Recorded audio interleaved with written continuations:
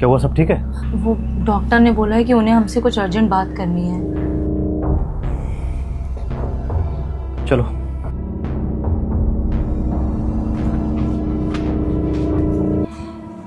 ये दवाइयाँ रेगुलर लेते रहना और अगले महीने फिर आ जाना आप। डॉक्टर साहब आइए आइए, बैठिए।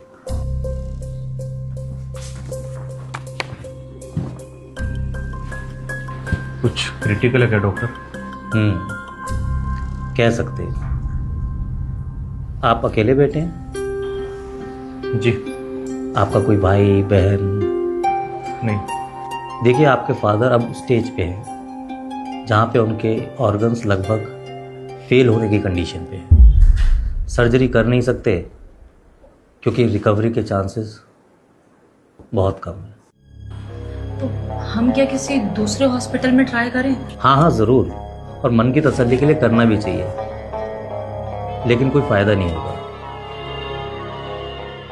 टाइम और पैसा दोनों वेस्ट होंगे। बाकी आपकी मर्ज़ी है। आप आइए मेरे साथ एक बार। चलिए।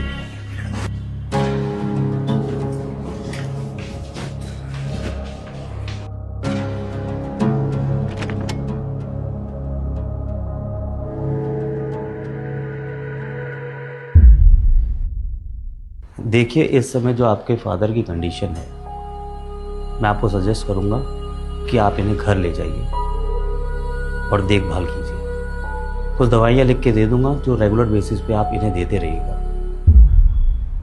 बाकी भगवान पे भरोसा रखिए, सब अच्छा ही होगा।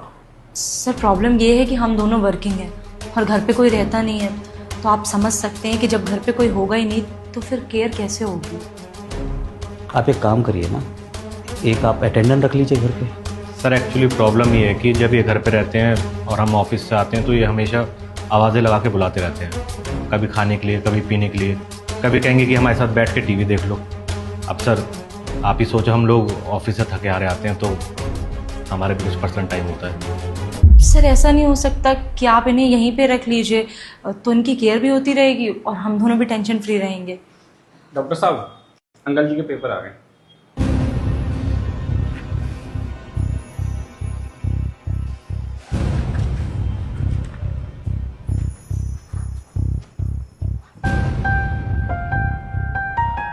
आइए एक मिनट।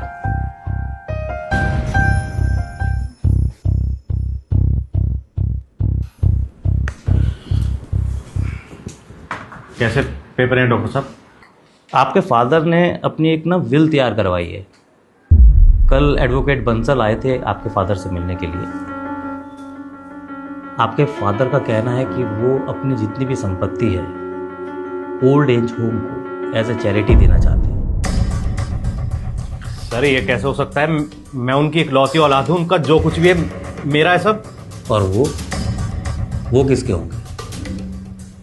उनकी कमाई हुई चीज़ों को तो आप रखने को तैयार हैं, लेकिन उनकी बीमारी, उनका अकेलापन, उनकी उदासी, वो कौन रखेगा? क्या बचपन से लेके आज तक कभी आप बीमार नहीं हुए? क्या आपके पिता ने आपको किसी हॉस्पिटल के भरोसे छोड़ दिया था? आपने बड़े प्यार से बोल दिया कि हम ऑफिस से आते हैं और थक जाते हैं। क्या आपके पिता ने कभी शिकायत की जीवन भर कि वो कितना थके होंगे? जब आप दो जने ही घर में हो तो क्या वो बात करने के लिए किसी तीसरे के पास जाएंगे? आपके पिता ने पूरा जीवन आपका भविष्य बनाने के लिए खपा दिया और उनके अंतिम समय में आप उनसे हाथ छुड़ाना चाहते हैं।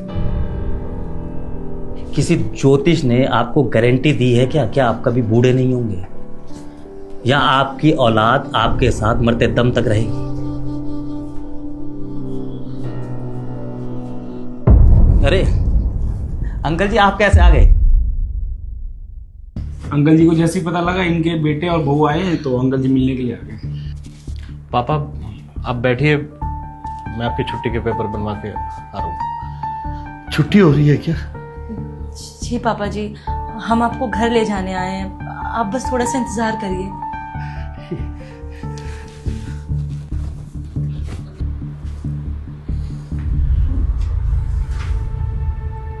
सॉरी डॉक्टर साहब। सॉरी नहीं, बात को समझने की कोशिश कीजिए। रिश्ते भले ही ऊपर वाला बना के भेजता है, लेकिन निभाना नीचे वालों को ही पड़ता है।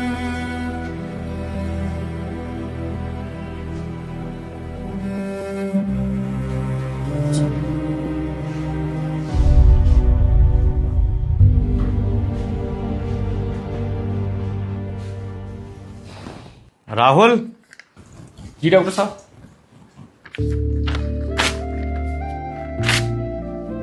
ये डस्टबिन में फेंको। आपने उनसे झूठ क्यों बोला? क्योंकि हमें डॉक्टरी में सिखाया गया है कुछ बीमारियां दवाइयों से ठीक होती हैं और कुछ बातों से।